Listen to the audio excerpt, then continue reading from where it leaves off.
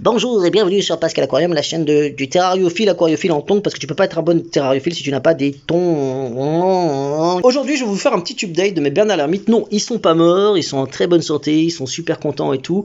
Mais je vais vous faire un bilan. Après, ça va faire plus d'un an maintenant que j'en ai, je sais plus. Regardez ma playlist bernard l'ermite pour savoir ça fait combien de temps que j'en ai. Donc là, je peux vous donner un retour. Un retour. Donc je suis content. Il y en a un qui a mué. Donc il a pris, tu sais, j'avais mis des coquilles d'escargot de Bourgogne, là, tu vois, comme ça. J'en ai eu plein de différentes tailles. Il y en a un qui a mué, voilà, sa coquille, elle est là, hop là. C'était celle-là, voilà. Ça, voilà. Hop, il a mué, donc je suis content. Je crois que c'est celle-là, ouais, ou c'était l'autre. Non, c'était celle-là qui a mué, donc je suis vraiment méga content. L'autre, malheureusement, bah, il a rendu l'âme. Alors là-bas, j'en avais eu 3.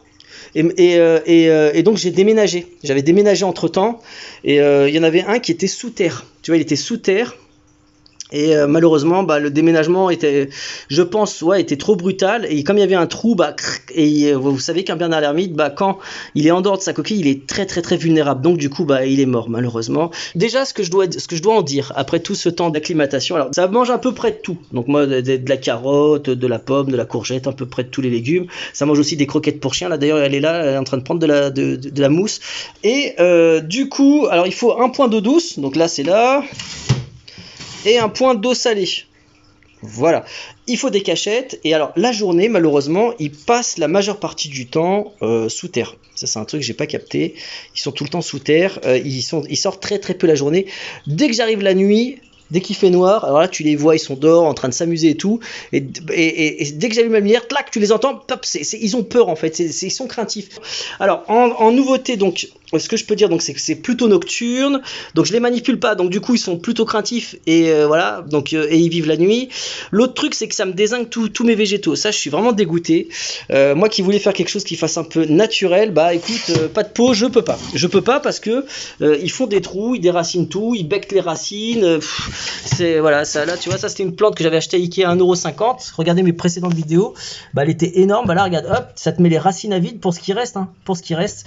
Du coup, je vais devoir opter pour les plantes en plastique. Un truc franchement, je déteste les plantes en plastoc. C'est un truc, franchement, je n'y arrive pas. Pour moi, un végétal vaut mieux des végétaux, j'en sais rien, pas beaucoup, mais des vrais, que des trucs en plastique. Mais là, malheureusement, avec le bernard l'ermite, je ne vois pas comment tu peux faire. Alors, franchement, je vois pas. Quand bien même tu mettrais, je me dis tiens, je vais mettre un petit pot là, avec une plante là, suspendue avec des ventouses que tu veux. Ils escaladent tellement bien, mais ils font des trucs. Je vous renvoie aussi à mes vidéos précédentes. Ils arrivent à escalader les portes sur les côtés juste avec un tout petit interstice. Ils seraient capables de creuser dans le pot. C'est en fait, franchement, j'ai pas trouvé. Si vous en avez des idées, des solutions, donnez-les moi pour avoir des végétaux dans un bac à bernard l'ermite sans qu'ils te les déglinguent parce qu'ils s'enfoncent partout et tout. Du coup, ça tombe bien. Je sais pas si vous vous souvenez, mais Hardy Devers m'avait envoyé un colis surprise avec plein de trucs et ils sont franchement super gentils. Et du coup, dans le lot, il y avait une plante en plastique. Alors franchement, ils pouvaient pas mieux faire. Je sais pas s'ils suivent mes vidéos, ça me ferait plaisir qu'ils les suivent, mais c'est exactement ce qu'il me fallait pour mon bac à bernard l'ermite. Donc je vais le prendre, je vais l'ouvrir et je vais le positionner.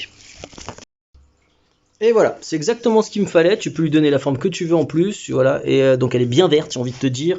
Et ça passe. Donc eux, je pense qu'ils vont être méga contents parce qu'ils vont pouvoir se planquer en dessous. Ils vont pouvoir aussi l'escalader vu que mine de rien, elle est quand même assez costaud.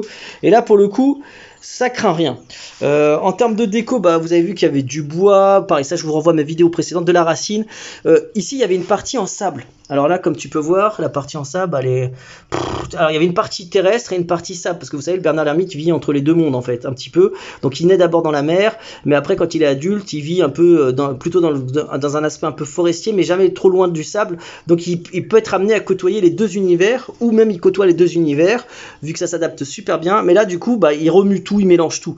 Donc, dans l'idéal, c'est bien d'avoir une partie du sable, ça fait un côté plage, et une autre partie, côté un peu forêt. Comme ça, il va là où ça l'arrange pour faire ses mues et tout, pour s'enterrer. Il va s'enterrer soit dans le côté plage ou dans le côté forêt. Bah écoute, malheureusement, one again, il mélange tout dans tous les sens, c'est du grand n'importe quoi. Le terra, je pense qu'il est un peu petit quand même. C'est un terra qui fait 50, 32 profond, 40 de haut, je crois, un truc comme ça, ouais, c'est ça. C'est un peu petit quand même, je trouve. Donc je pense qu'il va falloir quand même un peu plus grand. Ouais, je recommande vraiment un terrarium un peu beaucoup plus grand, même carrément. Voilà, les amis. Je vais essayer de vous capturer, de vous les filmer la nuit. Et voilà, qu'est-ce que je vous disais, il n'y a que la nuit qu'on les voit. Lui, il est immense, hein. Je sais pas si vous vous rendez compte. Regarde par rapport à mon doigt. Il fait un bon...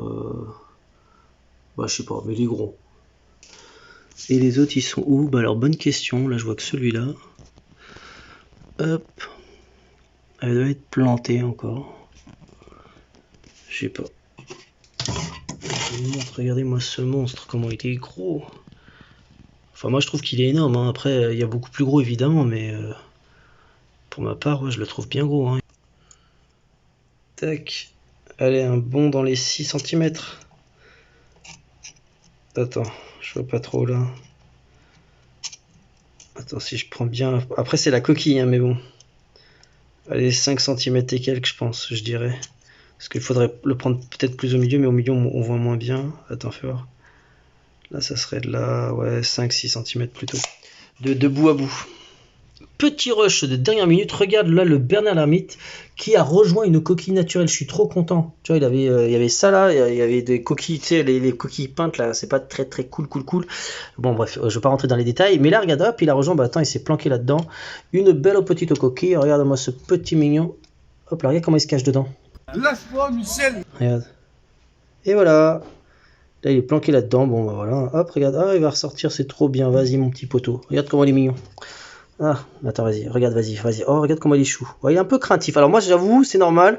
C'est pas eux de leur faute, c'est que moi, je les manipule très peu, hein. Je suis pas un grand manipuleur d'animaux. J'aime bien plutôt les laisser tranquilles de faire leur vie. Regarde comment il est trop chou. Il est trop classe. Regarde-moi ça. Franchement, c'est quand même mieux les coquilles naturelles. Et puis, il a choisi sa coquille lui-même, hein. Voilà, d'ailleurs, il faut jamais retirer un Bernard l'ermite de sa coquille, hein. On les laisse tranquilles, ils font ce qu'ils veulent. Voilà, il va dans son petit trou, voilà, je vais le laisser tranquillou. L'autre, je sais pas, il est où? Ah, si, il est là, Big Mama, c'est lui, on va l'appeler Big Mama. Regarde comment il est énorme, énorme. Regarde. Par contre, la coquille, c'est abusé, elle est trop grosse. Elle est trop lourde, hein. Je sais pas comment il fait le pauvre bonhomme. Je sais pas si je pourrais trouver des grosses coquilles comme ça là pour l'aider, parce que là, je suis pas certain que ça, par exemple, ça c'est moins gros quoi. Ça c'est moins gros. Bah du coup l'autre je sais pas. En fait il y a deux petits comme ça et il y a le gros comme ça. Lui c'est Big Mama, il est là depuis quelques mois déjà. Voilà, c'était pour vous donner des petites updates de ces magnifiques petites créatures. Voilà. Prochaine étape, je sais pas. Honnêtement c'est des animaux, je sais pas si il faudrait peut-être un terrarium beaucoup plus grand en fait. En réalité plus profond je pense et beaucoup plus grand pour qu'ils soient plus à l'aise parce que ça creuse. Dans la nature ça marche beaucoup. Voilà donc. Est-ce qu'il va y avoir un changement de terrarium? Pas dans l'immédiat, parce que là, j'ai pas trop de... Enfin, c'est pas à l'ordre du jour en termes de projet. Ou est-ce que je vais les céder? C'est possible que je les cède à quelqu'un. Donc, en gros, que je les vende à quelqu'un qui en prendra bien soin et qui leur donnera un habitat adapté.